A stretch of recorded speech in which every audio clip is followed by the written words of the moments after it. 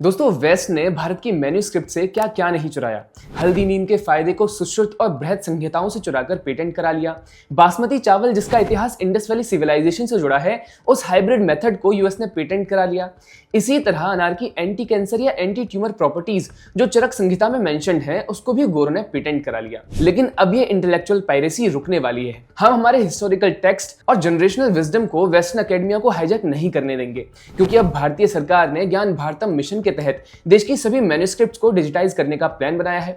ज्ञान भारतम मिशन एक राष्ट्रीय अभियान है जो भारत के विशाल मैन्युस्क्रिप्ट विरासत को बचाने, डिजिटाइज करने और दुनिया भर में फैलाने के लिए शुरू किया गया है। यानी हमारी एंशिएंट नॉलेज हमारे लोगों के लिए एक्सेसिबल भी होगी और क्या हमारा है ये एविडेंटली दुनिया को बताएंगे भी।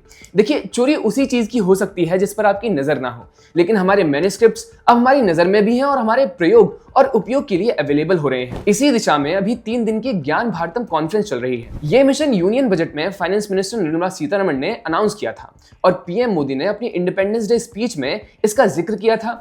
इस मिशन के लिए 2024 से लेकर के 2031 तक लगभग 483 करोड़ रुपए अलॉट किए गए हैं और अब तक 44 लाख से ज्यादा मैन्युस्क्रिप्ट्स को कृति संपदा डिजिटल रिपोजिटरी में डॉक्यूमेंट किया गया है।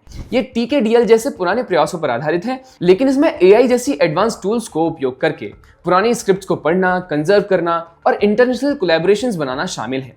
इसी के साथ एक इंटरनेशनल कॉन्फ्रेंस चल रही है जिसका नाम है reclaiming India's knowledge legacy through manuscript heritage, जो 11 सितंबर से शुरू हुई थी। ये कॉन्फ्रेंस ज्ञान भारतम मिशन का लॉन्च प्लेटफॉर्म बनी है, जिसमें 1100 से ज्यादा पार्टिसिपेंट्स हैं, 1400 से ज्यादा युवा हैं और सरकार और प्राइवेट सेक्टर से 500 डेलीगेट अकेडमिया भी हैं।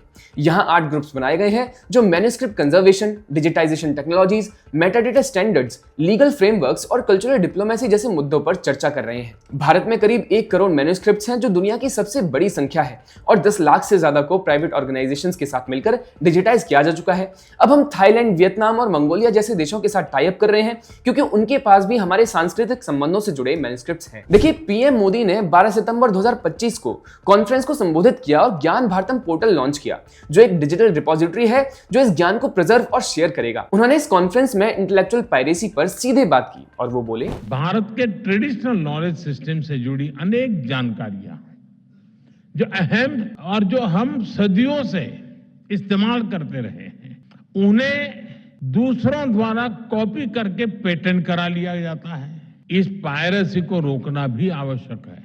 डिजिटल मैन्युस्क्रिप्ट के जरिए इन प्रयासों को और गति मिलेगी और इंटेलेक्चुअल पायरेसी पर लगाम लगेगी। यानी डिजिटाइज करके हम एक डाटाबेस बनाएंगे जो हमारे ज्ञान को चोरी होने से बचाएगा। उन्होंने आगे कहा, ज्ञान भारतम मिशन भारत की संस्कृति, साहित्य और चेतना का उद्घोष बनने जा रहा है। और इसी के साथ प्रधानमंत्री ने भारत के युवाओं को इस मिशन को सक्सेसफुल बनाने के लिए आगे आने की अपील की है। दोस्तों, ये मिशन सरकार के उन अनगिनत प्रयासों का एक छोटा सा हिस्सा है जो पिछले 11 सालों में भारत के कल्चरल रिवाइवल के लिए उन्होंने किए हैं। अब हमारे पुराने लेख, आयुर्वेद के ग्रंथों से लेकर के दार्शनिक किताबों तक कोई इनको चुरा नहीं सकेगा। ये एक नई शुरुआत है जहां हमारे ऋषि मुनियों का ज्ञान सुरक्षित रहेगा। वीडियो पसंद आया तो लाइक, शेयर और सब्सक्राइब करिए। जुड़े रहिए पैम्फलेट के साथ। नमस्कार।